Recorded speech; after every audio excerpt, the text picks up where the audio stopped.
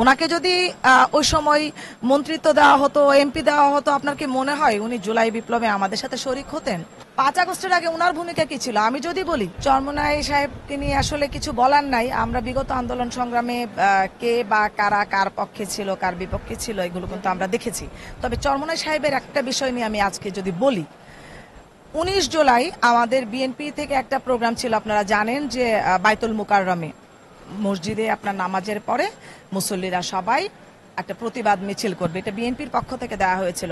আচ্ছা বলেন তো, সেদিন যদি তিনি জুলাই এই যে বিপ্লব, এই যে জুলাইয়ের যে আমরা যে আন্দোলন করেছি, এটাকে যদি তিনি সমর্থন করতেন, সেদিন তো উনিও আসতে পারতেন। তাহলে 19 জুলাই আমাদের অনেক বেশি হতাহতের সংখ্যা হয়েছে। আমাদের আপনি জানেন যে বাইতুল মোকাররমে আপনার হচ্ছে হেলিকপ্টারে করে কিন্তু গুলি ছোড়া হয়েছে, আমরা সেখানে উপস্থিত ছিলাম।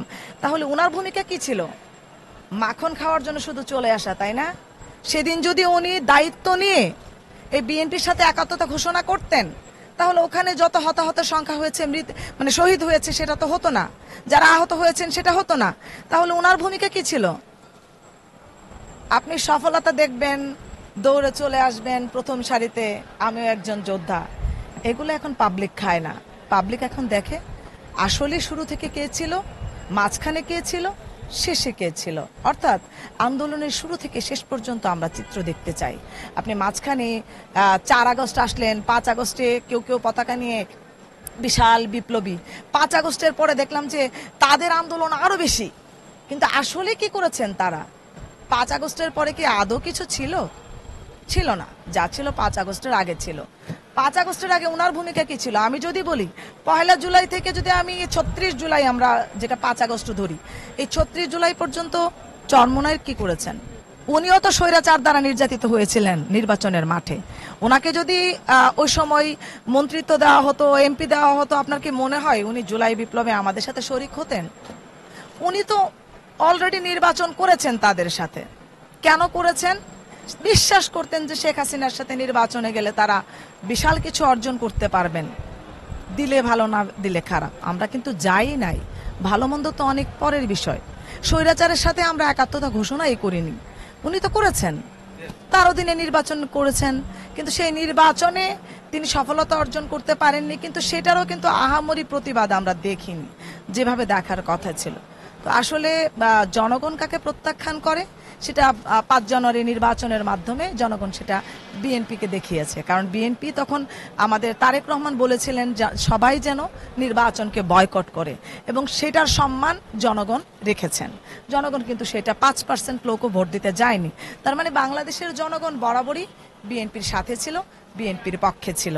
কেউ কিছু বললে তাতে বিএনপির জনপ্রিয়তা কমবে না, বরং বিএনপি তার কর্মের মাধ্যমে তার জনপ্রিয়তাকে অব্যাহত রাখবে, এটাকে বিশ্বাস করি। আসলে ভোট, জনমত আর জনসংখ্যা বিষয়টা কিন্তু একরকম না। একটা জনসমাবেশে অনেক ধরনের লোকজন যেতে পারে। একটা প্রোগ্রামকে বড় সমাবেশ করার জন্য বিভিন্নভাবে লোকজন আসতে পারে, কিন্তু জনমত আর ভোট দুটো কিন্তু ভিন্ন বিষয়। বাংলাদেশে ধানের শীষের যে জনপ্রিয়তা, সেটা দীর্ঘ বছর ধানের শীষের আমাদের তারুণ্যের অহংকার জনাব তারেক রহমান, দেশনেত্রী বেগম খালেদা জিয়া এবং শহীদ রাষ্ট্রপতি জিয়াউর রহমান, ওনারা সেটাকে বাংলাদেশকে বারবার সেই পরিচয় দিয়েছেন। বাংলাদেশের সামনে সেই সত্য তুলে ধরেছেন যে ওনারা বাংলাদেশের পক্ষে, বাংলাদেশের জন্য, বাংলাদেশের জনগণের জন্য কাজ করেন। এবং সেই থেকেই কিন্তু বাংলাদেশের জনগণ বরাবরই বিএনপির উপর আস্থাশীল। বাংলাদেশের জনগণ যদি বিশ্বাস করে যে একমাত্র দল হিসেবে যে বাংলাদেশের স্বাধীনতা সার্বভৌমত্ব রক্ষায় কাজ করবে, সেটা একমাত্র বাংলাদেশ জাতীয়তাবাদী দলের উপরই। এখন কে কি বলল সেটা নিয়ে আসলে আমাদের মাথা ব্যথা নাই, আর কোথায় কত লোক হলো সেটা নিয়ে আমাদের মাথা ব্যথা নাই। 5 আগস্টের আগে এবং পরে মাঝে আমরা দেখেছি ডাক দিলেই অনেক লোক চলে আসতো, কিন্তু এখন দেখেন প্রোগ্রামগুলোতে কোথায় কে কতজন থাকে। ভালোবাসা এমন জিনিস, এটা আসলে রুটি কলা টাকা দিয়ে পাওয়া যায় না, এটা অর্জনের বিষয়। আপনাকে কিছু না দিয়েও আপনার যদি কারো আপনি হৃদয় মানে জয় করে থাকেন, যে কেউ আপনার পাশে থাকবে। আর আপনার যদি হৃদয় জয় করার ক্ষমতা না থাকে, আপনি অনেক কিছু দেবেন, অনেক লোক দেখাবেন, কিন্তু সফলতা আসবে না। আমি বিশ্বাস করি বাংলাদেশের জনগণের মন অনেক আগেই বাংলাদেশ জাতীয়তাবাদী দল জয় করতে পেরেছে। 71-এর মুক্তিযুদ্ধকে আপনার বাংলাদেশ স্বাধীন করার জন্য শহীদ প্রেসিডেন্ট জিয়াউর রহমান ঠিক যেভাবে যুদ্ধে যে প্রত্যয় নিয়ে যুদ্ধ করেছিলেন, বাংলাদেশকে স্বাধীন করেছিলেন এবং বাংলাদেশের গণতন্ত্র রক্ষায় উনি ওনার জীবন উৎসর্গ করে গেছেন। আমরা মনে করি যে এই যে জুলাই বিপ্লব, আজকে যারা আমাদেরকে নতুন করে বাংলাদেশ উপহার দেওয়ার জন্য আমরা সবাই মাঠে ছিলাম, কিন্তু তাদের মধ্য থেকে আমরা আমাদের অনেক ভাইকে হারিয়েছি।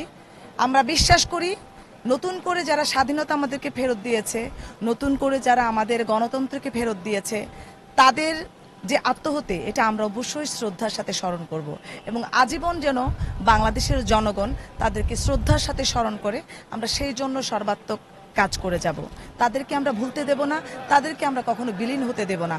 তাদের যে কৃতকর্ম, তাদের যে ভালোবাসা, তাদের যে ত্যাগ, এটা আমরা শ্রদ্ধার সাথে সমগ্র বাংলাদেশ যেন স্মরণ রাখতে পারে, সেই জন্য বাংলাদেশ জাতীয়তাবাদী দল প্রায় মাসেরও বেশি 36 দিনের একটা প্রস্তুতি নিয়েছে এবং আজকে তার প্রথম দিন। বাংলাদেশ জাতীয়তাবাদী দল বরাবরই এরকম বৈষম্যের শিকার হয়েছে। শহীদ প্রেসিডেন্ট জিয়াউর রহমান ঘোষণার মাধ্যমে কিন্তু বাংলাদেশ স্বাধীন হয়েছে, কিন্তু একটা মহল কখনোই স্বীকার করেনি যে ঘোষণার মাধ্যমে বাংলাদেশ স্বাধীন হয়েছিল। তাতে কিন্তু তাদের এই স্বীকার আর অস্বীকারের বেড়াজালে আমরা কিন্তু স্বাধীনতা ঠিকই পেয়েছি এবং যিনি এই বাংলাদেশ বিনির্মাণে কাজ করে গেছেন, আমরা কিন্তু তাকে শ্রদ্ধার সাথে স্মরণ করি এবং ইতিহাস তাকে ধারণ করে। তো আসলে অস্বীকার করে তো আর আপনি সত্যকে চাপা দিতে পারবেন না। বিগত 17 বছর আমরা আন্দোলন করেছি, আমাদের আন্দোলনের ধারাবাহিক ফল কিন্তু আজকে এই জুলাই বিপ্লব। এটা একদিনে হয়নি। আমাদের এখানে যদি দেখেন, আমাদের অনেক প্রায় 2000-এরও বেশি আমাদের কিন্তু শহীদের সংখ্যা। আবার নির্যাতনের কথা যদি বলেন, সেটাও বাংলাদেশ জাতীয়তাবাদী দলের নির্যাতিত নেতাকর্মীর ধারে কাছে কেউ নাই। এখন আসি, এই আন্দোলনটা শুধু বিএনপির একার ছিল, বিষয়টা তাও না। এখানে সবার স্বতঃস্ফূর্ত অংশগ্রহণ ছিল। যতটা অধিকার আমি বলবো যে আমাদের ছিল, আমাদের দায়িত্ব ছিল, ঠিক দায়িত্বের জায়গা থেকে কিন্তু একজন শ্রমিকও এসেছেন, একজন রিক্সাওয়ালা এসেছেন, একজন সবজি বিক্রেতা এসেছেন, একটা 10 বছরের শিশুও কিন্তু সেই যুদ্ধে অংশগ্রহণ করেছে। তাহলে আমরা কাউকে অসম্মান করে দেখার কিছু নাই। কেউ যদি এককভাবে নিতে চায়, তাহলে আসলে বাংলাদেশের জনগণ এটা জবাব দেবে। এককভাবে কেউ কোনো কিছু নিতে চাইলেই কিন্তু স্বৈরতন্ত্রের দিকে যায়। আমি তো আমাকে স্বৈরাচার বানাই। তা আমি বিশ্বাস করি যারা স্বৈরাচার ফ্যাসিস্ট মুক্ত করেছে, আমাদের সাথে আন্দোলনে শরিক ছিল, তাদের মধ্যে যেন সেই স্বৈরতন্ত্রটাকে ধারণ না করে, তাদের মধ্যে যেন স্বৈরাচারের মানসিকতা লালন না করে, সবাই যেন আমরা স্বীকার করি যে এই আন্দোলনটা আমাদের সবার ছিল। আমরা স্বৈরাচারের বিরুদ্ধে যুদ্ধ করে বাংলাদেশকে নতুনভাবে উপহার দিয়েছি বাংলাদেশের জনগণের কাছে। এটা আমাদের সবার অধিকার। এই শক্তিটাও কিন্তু আমরা ঐক্যভাবে সেই শক্তিটা অর্জন করেছিলাম। এককভাবে কেউ কিন্তু আমরা জিততে পারিনি। এককভাবে আমরা একটা প্ল্যাটফর্ম তৈরি করেছিলাম, কিন্তু সেই প্ল্যাটফর্মে একটা বিজয় ঘোষিত হয়েছে সবার ঐক্যবদ্ধ প্রচেষ্টায়। আমি বিশ্বাস করি যারা জুলাইকে ধারণ করে, যারা জুলাইকে বিশ্বাস করে, যারা জুলাই যুদ্ধে প্রথম সারিতে ছিল, যারা শেষের সারিতে ছিল, প্রত্যেকেই এই ঐক্যবদ্ধ আন্দোলনটাকে স্বীকার করবে এবং তারা এখনই আমার মনে হয় ভুল শুধরে নেওয়া উচিত। কারণ আজ অবধি যারাই ইতিহাস বিকৃত করার চেষ্টা করেছে, তারা ইতিহাস থেকে প্রত্যাখ্যাত হয়েছে। জনগণ তাদেরকে প্রত্যাখ্যান করেছে।